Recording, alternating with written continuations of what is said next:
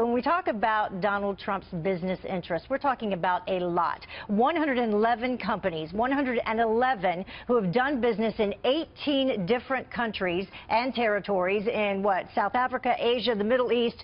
So how in the world should he handle this as he enters the White House? Joe?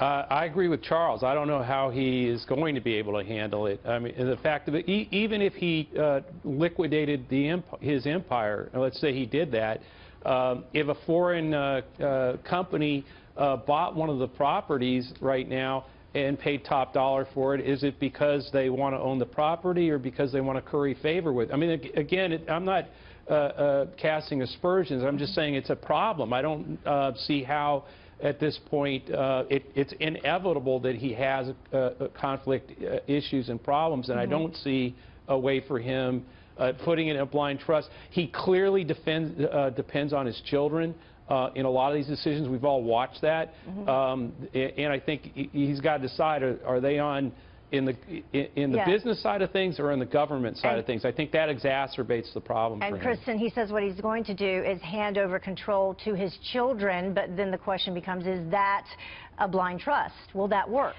Right. This is why there was some controversy when you had Ivanka Trump in the meeting with leaders from Japan. You know, to what extent is there going to be separation? I think right now the Trump team, you know, they were caught off guard by the fact that he won the election. And so while the Clinton folks had been popping the champagne, preparing, there had been all of these discussions about what happens to the Clinton Foundation if Hillary Clinton becomes president.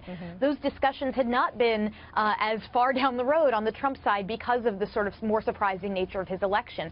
He's got 2 months until he takes the oath of office, 2 months to try to figure out how you're going to make this work. Because while there are certain things that Donald Trump will do that will be different from convention, that will defy norms, he'll tweet while he's in office, he may continue to live a lot of the time at Trump Tower. This is something where there are legal and constitutional implications that he's going to have to get figured out. Right. But I think talk of already, you know, folks have been saying, well, he's going to get impeached for this. It's a little premature. I think he's got 2 months to figure this out and come up with a solution. Yeah, Joe, and, you know, people elected him as an outsider, so this is territory that we haven't gone down before, especially when you talk about these number of businesses.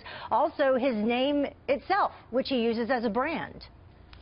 Well, look, I personally think this is going to end up being more of a political problem than a legal problem. Although I do think there are legal and constitutional issues.